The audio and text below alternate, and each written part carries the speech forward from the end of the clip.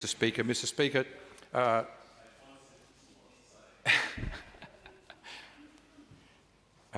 Mr. Speaker, commenting on foreign affairs issues is always fraught with danger. However, there are times when silence is not the answer. We have seen over the past where silence, inaction or indifference has led to horrific outcomes for groups of people. While the trauma is immediate, it is also intergenerational. A number of groups of particular faiths and cultures have been victims of silence by world leaders. The unfolding tragedy and humanitarian crisis in Palestine today is one of those times where it's no longer acceptable to take a neutral position. And by neutral position, I mean the terrible loss of life in Palestine cannot be legally or morally viewed as collateral damage. The killing of innocent civilians can never be justified. And in particular, Mr. Speaker, the killing of children can never be justified. I challenge a person's moral compass if they try to justify the killing of innocent children. Whether it's an act of resistance or an act of defence, it is wrong. Full stop. I raise this issue because last week the federal opposition leader stated that Israel's military response to the horrific Hamas attack was proportionate and appropriate. I challenge that statement, Mr. Speaker. In doing so, Mr. Speaker, I do not seek to diminish the trauma and grief felt by the families of the 1,200 people killed by Hamas or the 240 people held hostage. The trauma felt by the Israeli nation is both real and understandable. Hamas's actions have and should be condemned.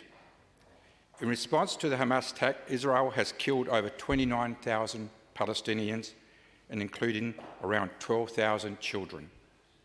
Mr. Speaker, the killing of children is not justified. So Israel's response is rightly condemned. Apart from the loss of life in Gaza, the destruction of homes, hospitals, schools and infrastructure means that Palestinians are now living in inhumane conditions. Mr. Speaker, Mr. Dutton's comments were in response to a joint statement issued by Canada, New Zealand and Australia, countries that share similar histories and values. The statement seeks to advance the interests of peace for both Palestinians and Israelis. The statement was prompted by Israel's announcement that it seeks to attack Rafah, the last refuge for 1.5 million Palestinians. And I quote from that statement, Mr. Speaker, because I think it's relevant. A military operation into Rafah, and I quote, military operation to Rafah would be catastrophic. About 1.5 million Palestinians are taking refuge in the area, including many of our citizens and their families. The protection of civilians is paramount and a requirement under international humanitarian law. Palestinian civilians cannot be made to pay the price of defeating Hamas. The statement goes on to say, ultimately, a negotiated political solution is needed to achieve lasting peace and security.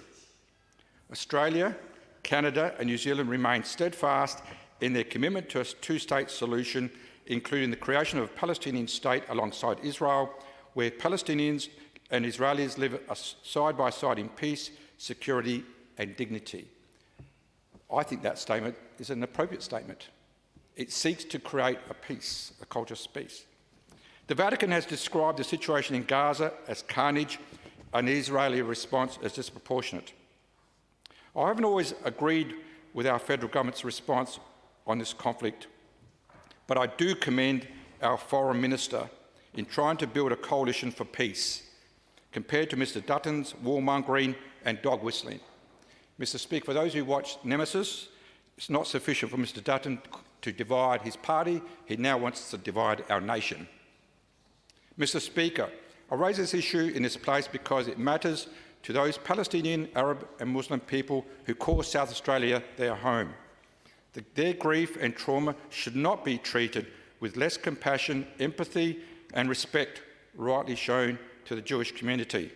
Mr. Speaker, as always, blessed are the peacemakers.